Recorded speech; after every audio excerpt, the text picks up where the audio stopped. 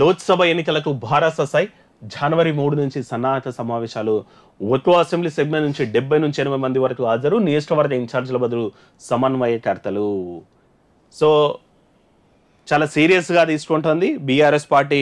ఓడిపోయిన తర్వాత తెలంగాణ కోల్పోయిన తర్వాత అట్లీస్ట్ లోక్సభ ఎన్నికలైనా సరే తమ పట్టు చూపాలన్నటువంటి కూడా ప్రయత్నం చేస్తుంది అయితే మొన్న కేటీఆర్ గారు గతంలో కూడా కేసీఆర్ చేసిన తప్పు ఏంటంటే దాదాపు 30 మంది ఎమ్మెల్యేలను మార్చాల్సిన అవసరం ఉందని కూడా వాళ్ళ ఇంటెలిజెన్స్ వాళ్ళ రిపోర్ట్లు చెప్పినప్పటికీ కూడా కేసీఆర్ మొండియబోయి ఏమైతుందో చూద్దాం గెలిపిస్తారన్నటువంటి మొండియబోయి ఈరోజు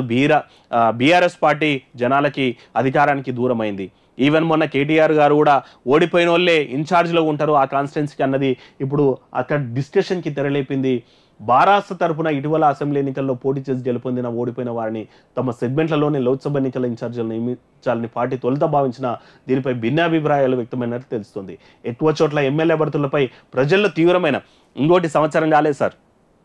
ఎలక్షన్స్ అయిపోయి నెల రోజులైంది సార్ సో ఆ రోజు కూడా చాలా ప్లేసెస్లో ఓడిపోయిన ప్లేసెస్లో మనము ఎంక్వైరీ చేస్తే తెలిసింది ఏంటంటే ఈవెన్ మీరు పంపించిన పైసలు మీ విలేజ్ లీడర్లు మండల లీడర్లు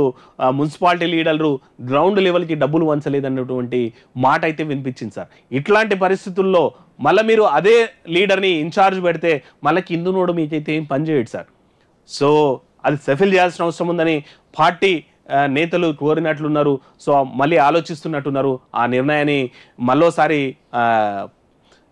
ఆలోచించే దిశగా బీఆర్ఎస్ పనిచేస్తున్నట్టుంది అవసరమైతే ఈ సెట్టింగ్ ఇక్కడ ఉన్నటువంటి ఓడిపోయిన లీడర్ని ఇంకో కాన్స్టిట్యున్సీ ఇన్ఛార్జ్గా అక్కడున్నోని ఇక్కడ పెట్టేటట్టు కూడా ప్లాన్ చేస్తున్నట్టున్నారు చూడాలి మరి